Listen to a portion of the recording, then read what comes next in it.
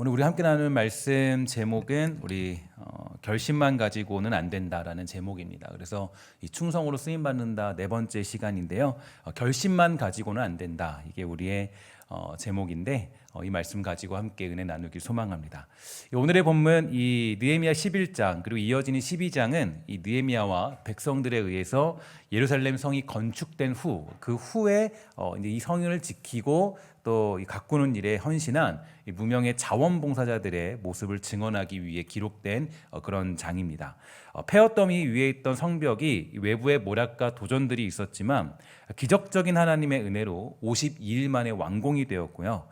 그리고 그래도 백성들은 채워지지 않는 영적인 허기로 하나님의 말씀을 요청하게 되고 에스라를 동원해서 새벽부터 정오까지 6시간 동안 무려 24일간의 대장정의 부흥회를 시작하였습니다.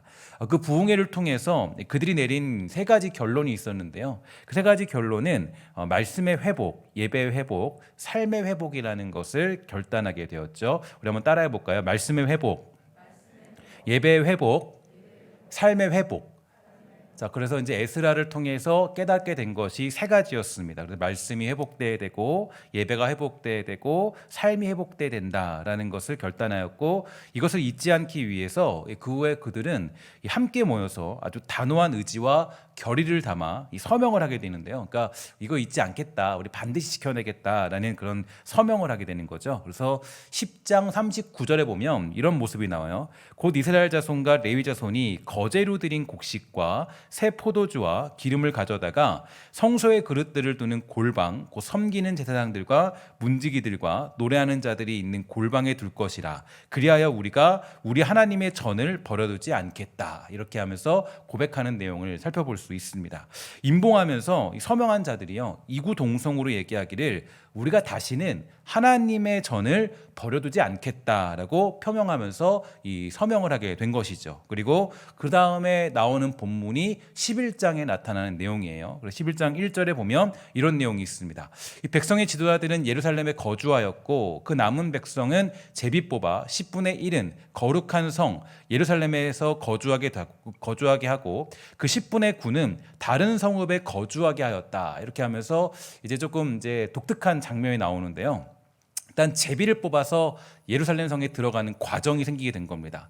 제비를 뽑아서 여러분 들어간다고 하면 아마 여러분들 생각이 드는 게 이런 걸 거예요. 청약주택 당첨 이런 거 생각할 수 있잖아요. 야, 거기는 이제 새로운 곳이니까 이제 내가 청약주택에 이제 들었던 것들이 당첨되는구나 이런 생각을 할 수 있는데요.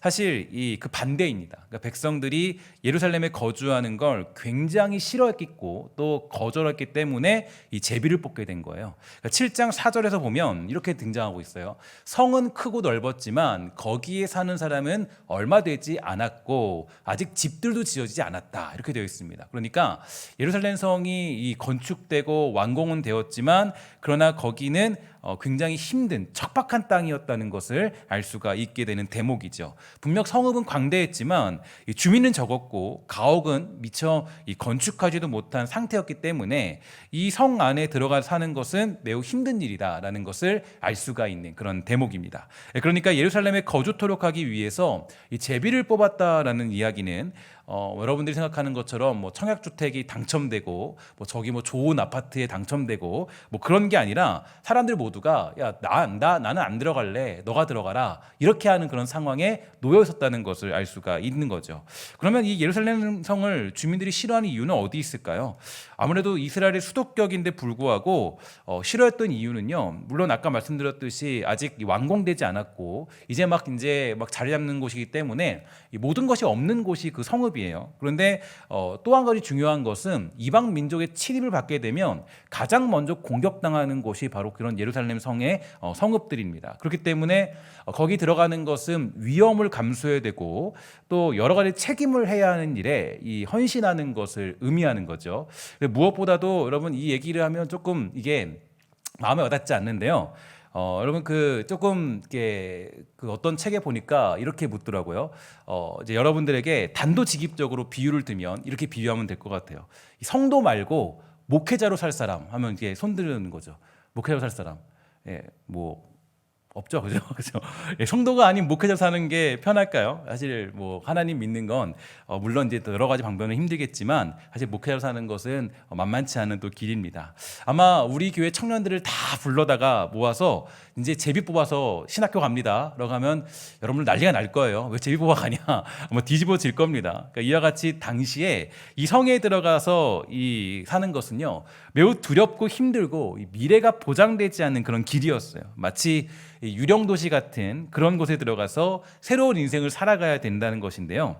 누가 그곳에 들어가려고 하겠습니까? 지금 우리나라가 아직 전쟁 중이잖아요. 전쟁 중인데 아직도 전쟁 중인데 여러분 제비 뽑아가지고 조금 더 현실적으로 이 민통선에 들어간다. 무조건 뽑아 들어간다. 그러면 여러분 누가 들어가겠습니까? 아마 잘 안 들어가려고 할 거예요. 그러니까 이 예루살렘 성에 들어간다는 건 굉장히 힘들고 어려운 결정이었어요. 그래서 여기에는 또 뿐만 아니라 여러 많은 제약들이 있었기 때문에 그 안에 살게 되면 사실 이 경제적인 활동을 일상의 활동을 이제 할 수 없는 그런 상황에 놓여 있는 곳, 그것이 바로 성읍이었습니다.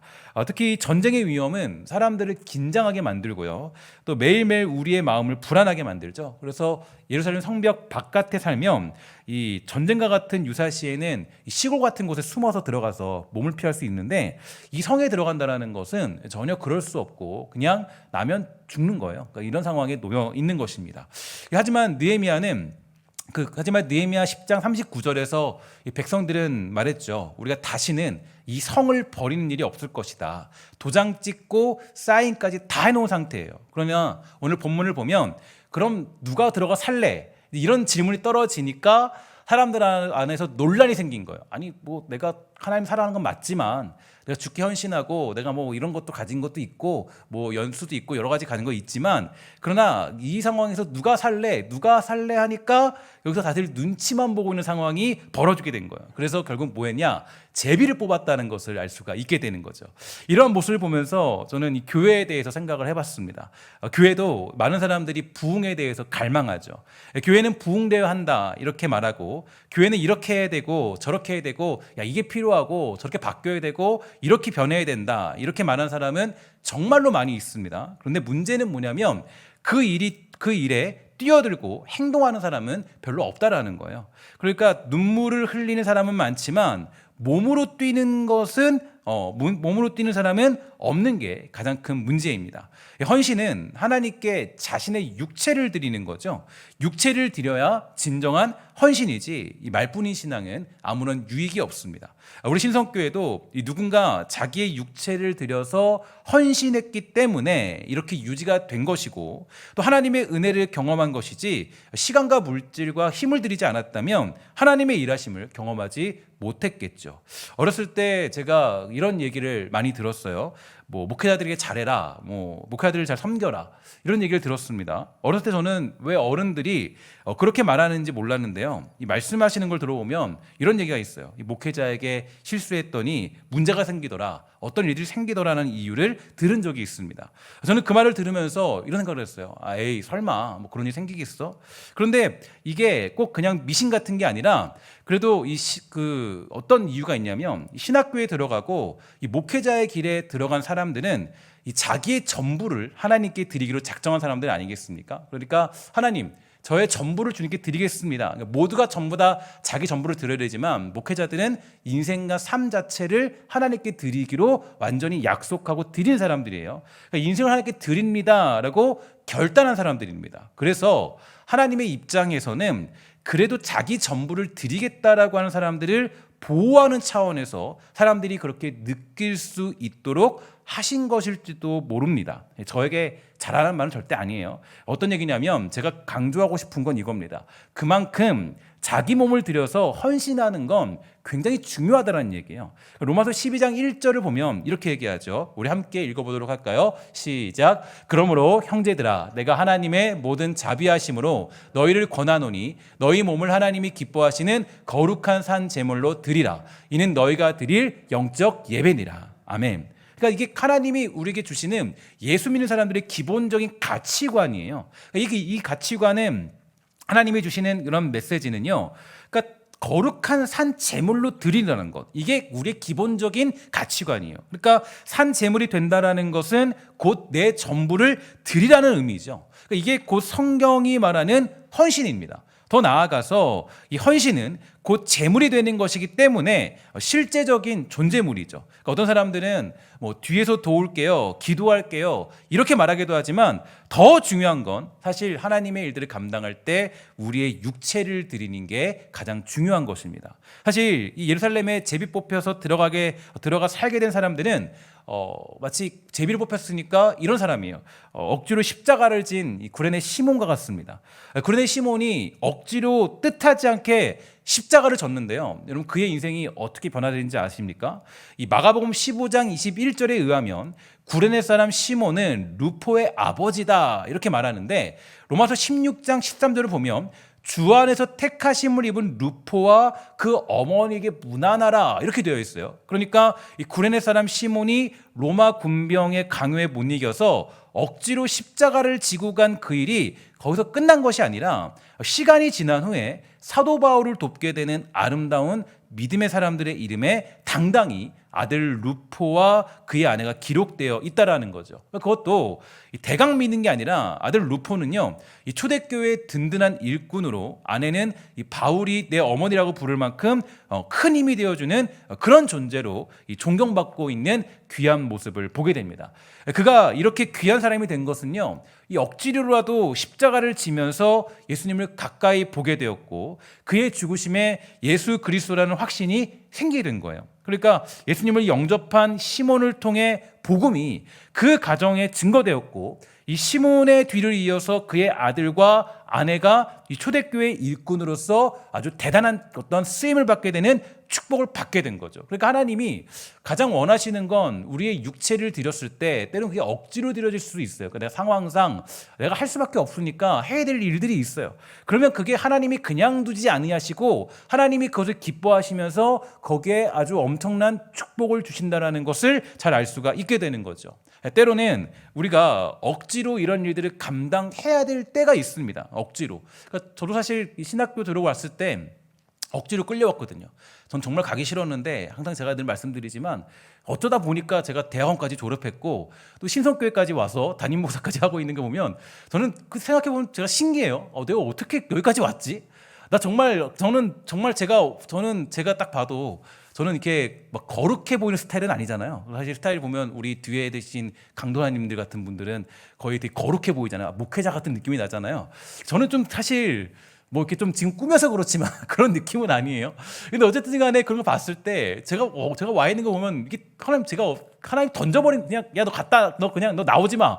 던져버린 것 같아요. 그래서 몇 번 도망치려고 했어요. 그래서 제가 몇 번 뭐 신학교에서도 몇 번 제가 이렇게 신학교도 대충 다니고 1학년 2학년 때는 대학원 다녔으니까 대학교 1학년 1학년 때는 대충 다니다가 2학년 때 제가 이제 편입하겠다고 막 난리를 쳤어요. 안 가겠다고 막 그래서 막 어머니랑 막 하루 내내 밤새 싸우고 저 안 간다고. 근데 어쩌다 보니까 막 사역 가 있고 어쩌다 보니까 제가 복음 전하고 있고 어쩌다 보니까 갑자기 제가 청소년 캠프를 하고 있어요. 청소년들에게 막 복음 전하고 있고 뭐 이런 말도 안 되는 일이 생긴 거예요. 제가 지금 봐도요. 제가 막 자의적으로 막 한 게 아니라 하나님이 저에게 막 마음을 막 주셔가지고 그냥 뭐 하게 만드셨어요. 억지로. 그러니까 이게 저는 여기까지 온 게 지금도 그래요. 새벽기도 할 때도 막 정말 힘들죠. 어렵죠. 그러나 하나님이 그 깨워서 보내시는 그 작업들이 있다고요. 이게 하나님이 보시기에 아름다운가 봐요. 제가 보니까. 그냥이 아니라. 그래서 사실 이 하나님을 감당할 때 보면요. 대부분 우리가 막 자원하여서 막 감당하는 건 그렇게 많은 것 같진 않아요. 제 경험상으로 보면 대부분이 하나님이 다 갖다 놓고 보내신 이유가 있죠. 너 감당해라. 너 나의 일 해야 된다. 나의 일 감당해야 된다. 구레네 시몬도 뭐 내가 십자가 한번 져보겠다 간 거 아니죠. 저 예수님 저기 누가 죽네, 누가 당하네, 간 거예요. 그런데 그냥 갑자기 거기서 그냥 십자가 지라고 십자가 진 거예요. 그리고 그 가정이 예수 그리스도를 믿는 초대교회의 너무 중요한 기둥이 된 거죠. 그러니까 이게 나는 싫은데 떠밀려서 가게 되고 내가 원하는 길이 아닌데 이상하다 하면서도 가야 될 때가 있어요. 하나님이 몰아가실 때가 있는데 사실 그때가 순종하는 것 가장 힘듭니다. 근데 어느 날 갑자기 우리가 이 구레네 시몬이 되어서 아니면 제비를 뽑혀서 예루살렘으로 들어가야 한다는 그런 자원하는 마음을 또한 주실 때도 있죠. 이것이 여러분 삶 가운데 나타나는 문제일 수도 있고 진로 가운데 있는 문제일 수도 있고 뭐 가족이나 어떤 인생 간의 문제가 될 수도 있죠. 그런데 이런 하나님의 마음을 접하면 마음이 참 힘들어요. 그래서 어떻게 가야 되냐? 내가 어떤 길을 가야 되냐? 하나님, 내가 그 길 가야 돼요? 이런 질문을 해야 될 때가 있습니다. 그럼 그때 어떻게 해야 될까요? 어떤 분이 저에게 이렇게 질문했어요. 목사님, 지금 제가 가려고 하는 길이 있는데 제가 어디로 가야 될지 모르겠어요. 이쪽으로 가는 게 좋나요? 저쪽으로 가는 게 좋나요? 저렇게 묻더라고요. 저도 그 이야기를 듣고 고민에 빠졌습니다. 무당들은 작두라도 타면서 쌀점이라도 보는데 저는 이 길이야 저 길이야 라고 말하기라도 하는 무당들이 아니라 그런 걸 신학교에서 배워본 적이 없어요.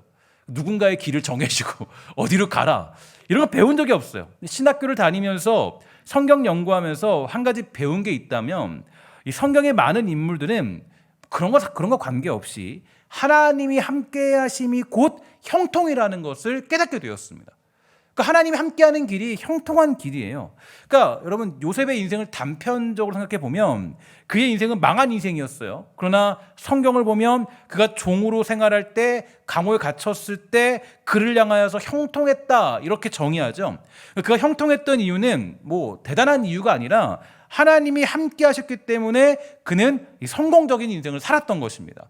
저리로 가나 이리로 가나 이게 문제가 아니라 어디로 가든지 하나님이 함께 하시는 길이라면 그 길이 곧 성공의 길인 거예요. 주님께서 어떤 말씀을 하시든 우리가 해야 될 일들은 충성하겠다라는 각오만 하면 그 길이 가장 형통한 길이 될 수 있다라는 것입니다. 그러면 내가 이 땅에서 불가능해 보이는 일도요, 하나님은 그를 통해 일하신다는 것을 알 수가 있는 겁니다. 요셉은 애굽의 총리가 되었어요. 당시에 얼마나 많은 사람들이 이 애굽의 총리가 되기 위해서 공부하고 관계를 가지고 명예와 부를 쌓게 되었을까요? 그러나 애굽의 총리는 종으로 팔려와 감옥살이하던 요셉이 되었습니다. 이유가 한 가지 있죠. 하나님이 함께 하셨기 때문이에요. 이거밖에 없어요, 이유가.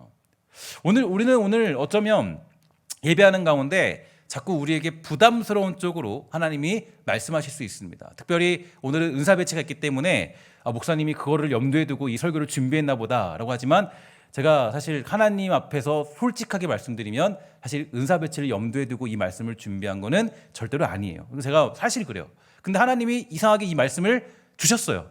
이건 모르겠습니다. 이 말씀을 주셨는데 이 말씀을 이렇게 하나님이 보게 하셨는데요. 은사 배치를 생각하고 이 말씀을 준비한 게 아니라 충성으로 쓰임 받는다는 그런 주제를 가지고 연구하다 보니까 이 말씀이 눈에 들어오게 되었습니다. 그래서 사실 여러분 그래요. 우리가 어떤 일들을 감당하다 보면요, 우리에게 부담스러운 쪽으로 하나님이 말씀하실 때가 있어요. 야, 이건 너가 해야 된다. 그거 누가 갈래? 갈등을 일으킬 때가 있어요.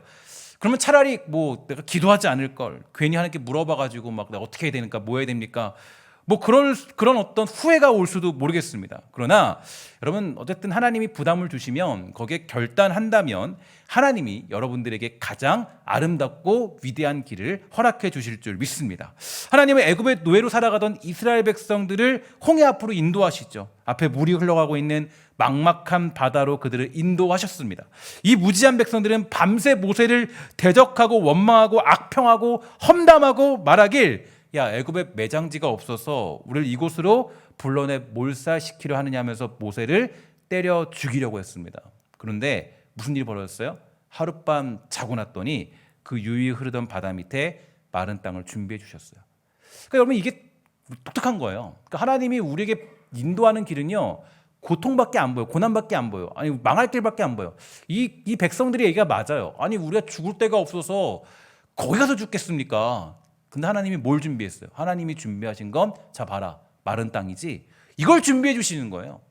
그러니까 여러분, 이게 너무 놀라운 거예요. 그러니까 우리 중요한 건 내가 억지로라도 그 길을 걸어가는 겁니다. 그러면 이성적으로 하나님을 알아갈 때도 있지만 하나님은 우리의 이성을 뛰어넘는 분이시기 때문에 가장 멋지고 아름다운 것으로 우리에게 허락해 주시는 분이시죠. 그래서 저희 말씀을 준비하면서 깨달은 중요한 명제가 있습니다. 어떤 거냐면, 이 신앙은 우리 뜻대로 하나님이 일하는 것이 아니라 우리가 하나님의 뜻을 따르는 거다. 신앙은 뭐라고요?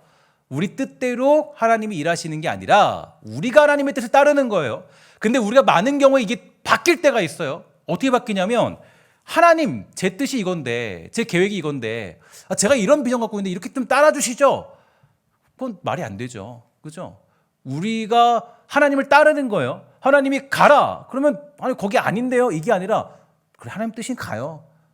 이게 만든 거라고 이게. 근데 우리 하나님의 뜻이 이건데 이 하나님의 뜻을 가지고 우리는 자꾸 내 뜻대로 바꾸려고 그래요. 그럼 이게 우리에게 주는 굉장히 중요한 메시지입니다. 여러분 오늘 이 신앙의 내용을 잘 기억해서 우리 뜻대로 하나님 일하세요가 아니라 하나님 제가 하나님 뜻대로 일할게요. 이런 충성된 종이 다 될 수 있게 되기를 주의 이름으로 간절히 부탁을 드리겠습니다. 이스라엘 백성들은 고백했어요. 다시는 이 성을 버리지 않겠습니다 라고 고백합니다. 여기까지는 굉장히 잘했어요. 그러나 아까도 말씀드렸듯이 따라합시다. 결심만 갖고 신앙은 아니다. 결심만이 신앙이 아니에요. 결심은 했어요. 결단은 했어요. 근데 그게 신앙은 아니에요. 누가 할래? 누가 대가를 지불할래? 그때 다 발을 빼서 할 수 없이 제비를 뽑았어요. 물론 그 인생들도 복이 될 것이지만 제비 뽑아 일하는 인생이 아니라 여러분 자원하여서 선봉에 나서는 신앙 되기를 주의 이름으로 간절히 부탁을 드리겠습니다. 여러분 내가 교만한 차원에서 나 아니면 안 되지 이게 아니라 주님의 일이라면 제가 어디든지 가겠어요. 이게 중요한 거죠. 이게 믿음으로 감당해야 돼요. 하나님은 이러한 믿음, 이러한 충성을 기뻐하십니다. 그런데 더 놀라운 사건은요. 2절에서 등장해요. 2절에서. 보면 2절을 보면 분명히 이게 사람들이 안 가려고 그러니까 제비를 뽑기로 했어요. 근데 하나님이 그 제비를 뽑겠다라는 마음도 기뻐하셨는지 어쨌든 간에 이스라엘 백성들은 이 일을 기꺼이 자원자로 헌신했습니다. 그러니까 이 제비를 뽑아서 가는 것에 대해서 자원을 한 것인지 아니면 내가 가겠습니다로 한 것인지 잘 확실하게 드러나지는 않지만 그러나 자원하는 마음을 줬다라는 것은 분명해요. 그래서 느헤미야는 이런 자원하여서 주께 헌신하기로 작정한 사람들에 대해서 잊지 아니하고 그 헌신의 아름다움을 인정하기 위해 11장 3절 이하부터는 자원봉사 헌신자 리스트를 기록하게 된 겁니다. 그래서 그는 이 리스트를 통하여서 특별하게 그 헌신이 기억되어야 될 사람들의 명단을 매우 꼼꼼하게 지적하여 기록하고 있죠. 그러니까 잊지 않고 반드시 이 일에서 기억하는 것을 성경에 보여준다는 것은 우리가 누군가가 이걸 기억해 주냐 이게 아니라 하나님께서 여러분들의 헌신을 반드시 기억한다는 의미가 여기에 담겨져 있는 거예요. 그러니까 아무도 모르는 헌신이지만 내가 누구도 신경 쓰지 않는 헌신이지만 그 헌신을 누가 알아주는 게 아니라 하나님께서 그것들을 반드시 기억하신다는 것을 알려주시기 위해서 느헤미야 11장 2절 이하부터 헌신자의 리스트들이 기록되어 있는 것입니다. 그래서 조금 이 말씀을 사실 다 읽으면 좋은데 다 읽을 수 없으니까 한번 우리 조금씩 살펴보도록 할게요. 일단 11절에서 12절에 보면요. 하나님의 전에서 일하는 자가 형제만 몇 명이에요? 822명이 지원을 한 거예요. 그러니까 이 822명이었다고 기록합니다. 그러니까 대단한 숫자의 헌신이에요. 예루살렘 성내에 할 일들이 많았겠지만 이 성전 사역을 소중히 여기는 마음이 없었더라면 이만한 숫자의 자원봉사자들이 동원될 수 있겠습니까? 그들에게 삶이 아무리 힘들고 고되어도 성전에 모여서 하나님을 예배하는 일보다 중요한 것은 없어요. 사실 제가 이제 또 이따가 여러분 혹시 기회 되면 11시 예배도 들으시면 좋은데 11시 예배 때 제가 말씀을 드릴 거지만 사사기 시대도 망한 이유가요. 성전이 완전히 그 역할을 상실했기 때문이에요. 그래서 보면 17장부터 21장까지 보면 이 레위인들이 그 성전에 안 있고 여기저기 다 있어요. 돌아다니면서. 왜냐하면 그 성전의 굿이 사라져버렸거든요. 그래서 실로가 역할을 못하고 그 레위인들이 어떤 대우를 받지 못하니까 다 그냥 뿔뿔이 다 흩어져 버린 거예요. 그러니까 성전이 완전히 개판된 거죠. 그럼 성전이 그렇게 회복되지 못하면 사실 이게 우리에게는 사실 정말 큰 비극이 찾아옵니다. 그래서 지금 여기도 보면 가장 먼저 얘기하는 게 이 하나님의 성전, 이 성전에서 일하는 자가 형제만 822명이었다라고 하는 것을 볼 수 있어요. 이 예배를 통해서 그들은 인생을 사는 진정한 비전과 용기를 얻게 된 거죠. 그래서 이 성전을 섬기는 일에 형제들이 자원했습니다. 그리고 눈여겨볼 수 있는 것은 11장 16절이죠. 16절에 보면 이렇게 되어 있습니다. 또 레위 사람의 족장 삽부대와 요사바시니 그들은 하나님의 전 바깥일을 맡았다. 이렇게 되어 있는데 이것은 성전 사역이 제대로 진행되기 위해서는 성전 밖에서도 여러 사역을 맡을 이들이 필요했습니다. 아마도 이 일은요, 이 사람들의 눈에 띄지 않는 이 건물 관리 하시는 분들 계시잖아요. 우리 교회도 이 건물을 누가 관리해 주지 않으면요, 이게 존재할 수가 없어요. 막 겨울에 막 여기 막 계속 또 막 터지고 막 그러면 남자들 와서 막 고쳐주고 막 그러잖아요. 이게 불가능해요, 없으면. 그러니까 이런 사람들이에요. 그러니까 건물 관리와 관련한 이 잡다한 사역들이 많죠, 교회 건물에는. 그러나 이러한 일에도 백성들이 주저하지 않고 헌신했고 자기 삶을 드렸습니다. 그리고 19절에 보니까요, 성의 문지기들이 이들과 함께 언급되고 있는데 이 문지기로만 몇 명이냐? 172명이 봉사했다 그래요. 문지기로만. 우리로 본다면 안내, 뭐 새가족부, 차량 봉사자들 이런 사람들을 의미하는 거죠.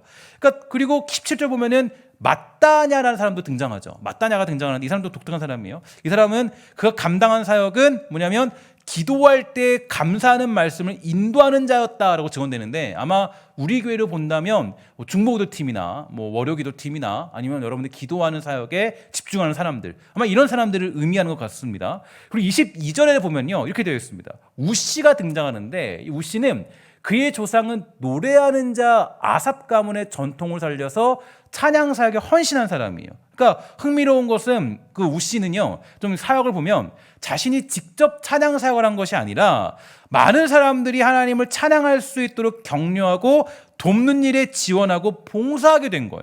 그래서 12장 27절에 의하면 이들은 성곽이 완공될 때에 어떻게 했냐면 이제 그 하나님께 찬양으로 영광 돌리는 역할을 감당했어요. 그러니까 여러분, 그 성전이 완공될 때 이 찬양이 있으면요 다르죠. 그래서 정말 그 찬양의 풍성함으로 예배를 풍성하게 만든 거예요. 그러니까 우리로 따지면은 어떤 사람들입니까? 우리로 따지면 이제 뭐 성가대 아니면 이 찬양팀들, 이런 사람들을 의미하는 거예요. 여기에 사람들이 헌신을 했고 또 이 우씨는 이 사람들이 잘 세워질 수 있도록 모든 일을 감당했다는 거예요. 대단한 사람이죠.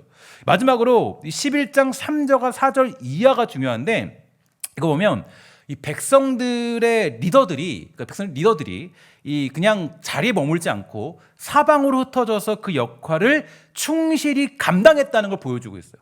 자, 여러분 보면 여기서 보면 놀라운 사실 하나 알 수 있죠. 여러분 이제 오늘 이따가 은사 배치하는데 은사 배치 내용이 다 담겨 있죠. 그죠? 다 담겨 있어요. 은사 배치 내용이 다, 저 깜짝 놀랐어요. 제가 사실 이거 정말 은사 배치 뭐 있나 찾아본 적이 없어요. 정말 솔직히 그렇다니까. 제가 여러분들이 더 하라는 게 아니라 믿지 않는 모습인데, 그러지 않아요. 정말 제가 말씀을 제가 묵상하고 하는데 느헤미야 11장 말씀을 보니까 여러분이 이따가 해야 될 은사 배치 내용이 다 담겨 있는 거예요. 저 정말 깜짝 놀랐어요. 이게 그냥 나온 게 아니구나. 그냥 우리가 헌신해서 뭐 하는 게 아니라 여기에 있는 모든 사역들이 그대로 다 담겨 있더라고요. 너무 깜짝 놀랐어요. 여러분, 그래서 이 위험하고 아무것도 세워지지 않은 성전이 완공될 수 있던 것은 능력 있는 사람들이 그 일을 감당했기 때문이 아니라 일단은 스스로 자원했던 사람들, 그리고 제비를 뽑혀서 그 일을 억지로라도 억지로 했다는 것은, 여기서 억지로 했다는 것은 그냥 하기 싫어 이게 아니라 그래도 하나님 제가 하겠습니다라는 어떤 선언이 있었잖아요. 13, 19절 보면은 이 선언했잖아요. 우리 다 감당할게요. 감당할게 선언 있잖아요. 그 선언 가운데 뭘 해야 될지 모르지만 하나님이 억지로 거기 밀어 넣으셨는데 감당한 사람들을 의미하는 거예요. 그러니까 이 사람들이 스스로 자원하여 뽑힌 사람들, 억지로 주신 일이라도 하나님이 주신 일이기 때문에 충성하기로 작정한 사람들, 그 사람들로 인하여서 성전이 완공될 수 있었다는 것을 느헤미야 11장이 우리에게 밝혀주고 있더라는 겁니다. 너무 깜짝 놀랐어요. 하나님이 저에게 이런 말씀을 또 너무나도 확실한 말씀을 보여주시는 것을 보면서, 야, 그래, 맞다. 우리가 정말 하나님께 헌신하는 건, 충성하는 건 때로는 내가 뭘 해야 될지 모르지만 하나님이 여러분들과 저에게 몰아가시는 부담감이 있고요, 몰아가시는 그런 하나님의 어떤 뜻들이 있어요. 그러면 우리가 해야 되는 이거예요. 하나님, 그래요, 제가 할게요. 제가 감당합니다. 이게 중요한 거죠. 그래서 여러분, 사랑하는 여러분, 하나님께 쓰임받는 건요 뭐예요? 따라합시다. 능력이 아니라 충성이다. 충성이에요. 능력이나 충성이에요. 그러니까 하나님은 여러분의 충성, 자원하는 마음을 기다리시죠. 예수님은 자원해서 이 땅에 찾아오셨습니다. 그리고 그 죽음으로 저와 여러분을 구원하셨죠. 하나님은 우리도 자원하여 충성하는 마음으로 헌신하기를 기대하는 분이세요. 요즘에 이 코로나로 인하여서 교회들이 점점 무너져가고 있는 현실입니다. 그래서 여러 소식을 들어도요, 어렵다, 힘들다라는 이야기가 속속히 들려오죠. 그래서 정말 힘들다는 얘기가 제 귀에도 아주 엄청나게 많이 들어와요. 교회들이 어렵다는 얘기도 많이 듣습니다. 뭐 아주 엄청난 대형 교회들을 제외하고는 굉장히 힘들다는 얘기를 많이 듣죠. 어려운 게 분명해요. 지금 우리는 마치 아직 완공되지 않은 성전을 앞두고 있는 것 같은 그런 상황에 놓여 있습니다. 이때 하나님은 그 땅에 들어가서 자기 일을 감당할 사람들, 자원할 사람들을 불러내고 계시죠. 그리고 오늘 느헤미야서에 그 이름이 기록된 것처럼 하나님께서는 반드시 여러분의 헌신과 충성을 잊지 않고 기록하실 것입니다. 주님 만났을 때 잘했다, 착하고 충성된 종아 라는 이야기를 듣는 기회를 놓지 마시고 하나님이 말씀하시면 부담이라도 충성할 줄 아는, 어떤 일이든 간에 충성하는 그런 주의 종들 되기를 주의 이름으로 간절히 부탁을 드리겠습니다. 마지막으로 존 비비어 목사님의 이 순종이라는 책을 보면요, 이런 얘기가 있습니다. 이 바울은 디모데에게 집사의 직분을 잘한 자들은 믿음의 큰 담력을 얻는다, 이렇게 말했다. 왜 그들은 믿음의 큰 담력을 얻는가? 끝까지 순종했기 때문이다. 이것을 깨달을 수가 있다면, 우리가 이것을 깨달을 수만 있다면 얼마나 좋을까? 사람들은 늘 이곳에서 저곳으로, 저곳에서 이곳으로 자꾸만 옮겨 다닌다. 은혜를 찾아, 역사를 찾아, 좋은 가르침을 찾아 다니느라 바쁘다. 하지만 그들은 잘하지 않는다. 지식은 늘지만 성장이 없다. 성경은 하나님의 집에 심긴 자들은 번성하리라 말한다. 식물을 자꾸 옮겨 심으면 그때마다 뿌리가 점점 작아진다. 뿌리가 작아지듯 옮겨 다니는 사이 우리 믿음도 작아져 버린다. 그러다가 열매가 없어지고 결국은 죽고 만다. 하나님이 뭔가 할 일을 주시거든 하나님이 이제 그만하라고 하실 때까지 계속하자. 끝까지 순종하자. 이렇게 되어 있습니다. 그러니까 오늘 여러분들의 뿌리는 어디예요? 뿌리는 당연히 신성교회죠. 그러니까 내가 뭐 다른 곳에 충성한다, 다른 어떤 선교지에 충성한다, 이거는 우리에게 큰 유익이 되지 않습니다. 오늘 가장 여러분들에게 유익이 되는 건 어떤 거냐면 여러분들의 뿌리에 충성하는 거예요. 뿌리에. 제가 그래서 늘 말씀드리잖아요. 예전에 말씀드렸듯이 제가 정말 제가 도전받았던 사람이 있는데, 이전에 있던 교회에서요. 그 교회가 한 2천만 3천만 되는 교회였는데 거기서 사역을 하는데, 그때 이 사역을 하면서 그 청소년부, 우리 제가 유설부를 맡았거든요. 유설부 총무님이었어요. 총무님인데 이분이 총무님이 사역을 감당해야 되니까 이제 열심히 사역을 감당하는데, 제가 아직도 잊지 않아요. 감당하는 게 뭐냐면, 감당하는데 매주 그 지방에서 올라오시는 거예요. 그 사역을 감당하기 위해서. 근데 지방이 어디냐? 제주도였어요. 제주도에서 비행기 타고 올라오시는 거예요. 자기 교회로 와서 거기서 사역을 감당하시고 다시 주일 저녁에 다시 내려가시는 거예요. 그러니까 왜냐하면 이 사역을 감당해야 되고 자기 교회니까. 그러니까 이게 보면서 사람들이 옆에서 신앙이라는 게 이런 거구나. 그 사람이 하나님의 복을 받고 은혜를 누리는 것을 저는 눈으로 똑똑히 경험했어요. 그러니까 여러분 정말 이게 우리의 마음은요, 사실 이게 되게 중요한 거예요. 그래서 제가 말씀드리지만 신성교회에 속하여 있다면 신성교회에서 순종하며 충성으로 살아가는 사람이 어떤 사람이에요? 직분을 잘한 자들은 믿음의 큰 담력을 얻는다라고 말했던 바울의 역사가, 바울의 그 메시지가 그대로 전달되어지는 거예요. 그런데 우리가 어떤 경우는요, 이 교회에 충성하는 것보다 뭐 이런저런 다른 것들로 자기 영적 지식을 채우고 그것으로 만족하려 살 때가 있습니다. 하지만 그것으로는요, 절대로 성경의 법칙이에요. 제가 여러분들에게 뭐 말하는 게 아니라 성경의 법칙이에요. 그 법칙은 절대로 그런 지식으로는 성숙한 믿음의 자리에 설 수 없어요. 이게 교회의 원칙, 이게 신앙의 원칙이에요. 내가 그래서 다른 사람들로, 그래서 이대희 목사가 아닌 다른 사람들로 여러분들이 은혜를 누릴 수 있죠. 가끔씩 맛있는 음식 먹을 수 있어요. 저도 어저께 결혼식을 갔다 왔는데 너무 맛있게, 너무 잘 먹었어요. 너무 맛있어요. 근데 맛있게 먹으면 속이 조금 이렇게 부담스럽더라고요. 이렇게 가서 집에 가자마자 이렇게 좀 이렇게 밥 먹고 그냥 이렇게 거의 배가 소화가 잘 안 되니까 맛있게 먹으니까. 여러분 맛있는 거 먹으면 쉽지 않아요. 근데 이게 그래요. 매일 그렇게 먹을 수 없잖아요. 그러니까 여러분 이게 하나님이 세워주신 그런 법칙들이 있어요. 법칙들이. 우리가 다른 것들로 때로는 맛있을 수 있어요. 근데 그것으로 우리가 성장할 수 있는 건 아니에요. 성장할 수 있는 건 사실 여러분들을 키워주신 키워준 밥이 외식밥이에요? 아니면 어머니 밥이에요? 엄마 밥이죠, 그죠? 엄마 밥. 그러니까 여러분 우리 마찬가지예요. 교회도 마찬가지예요. 하나님 세우신 법칙이에요. 그러니까 다른 것들로 다른 목사님들이 말씀을 잘 전할 수 있죠. 그러나 그것으로 우리가 우리의 영적 지식을 채울 수 없어요. 우리의 지식을 채울 수 있는 건 사실 우리 교회에서 저와 우리 사역자들이 선포하는 말씀을 듣고 그것으로 여러분들이 영적 지식을 채워나가는 거예요. 그리고 이 교회에서 충성할 때 그때 하나님이 여러분들에게 담대한 믿음을 허락해 주시는 것입니다. 오늘 저와 여러분에게 주어진 이 신성교회에서 이 코로나 시대에 어떻게 쓰임받고 봉사하며 헌신할까? 그럼 기도하십시오. 그리고 하나님이 주시는 마음이 있다면 부담이라도 일단 충성할 줄 아는 그런 믿음의 사람 되기를 주의 이름으로 간절히 부탁을 드리겠습니다. 하나님은 능력으로 우리를 사용하지 아니하시고 뭘로 사용한다고요? 충성으로 사용하십니다. 충성된 종으로 쓰임받기 부족함 없는 신성의 권속 다 되기를 주의 이름으로 간절히 부탁을 드리겠습니다. 우리 함께 기도하시고 찬양하고 우리 오늘은 바로 마치도록 하겠습니다. 기도하겠습니다. 하나님 감사합니다. 우리 은혜 베풀어 주셔서 이 땅 살아갈 때 하나님이 주시는 은혜와 사랑 가운데 우리가 이 자리에 모였습니다. 하나님, 우리 사랑하는 백성들 삶에서 어렵고 힘든 인생을 살고 있는 것 너무 잘 알고 있습니다. 하나님 축복하여 주시면 원하는 건 이들에게 복 주시고 능력 주셔서 이 땅의 힘든 어려움들 일들 속에서도 이 교회에서 봉사함으로 하나님 만남으로 주의 일에 헌신함으로 위로받도록 허락하여 주시고 능력 누릴 수 있도록 허락하여 주시옵소서. 또 하나님 목회자로서 또 간절히 소망하는 것은 우리 사랑하는 백성들에게 충성하는 마음 허락하여 주셔서 어디를 가든지 무엇을 가든지 주께 충성하겠다라는 그런 간절한 마음이 넘쳐날 수 있도록 주님 허락하여 주시옵소서. 모든 말씀 예수님의 이름으로 간절히 기도합니다. 아멘.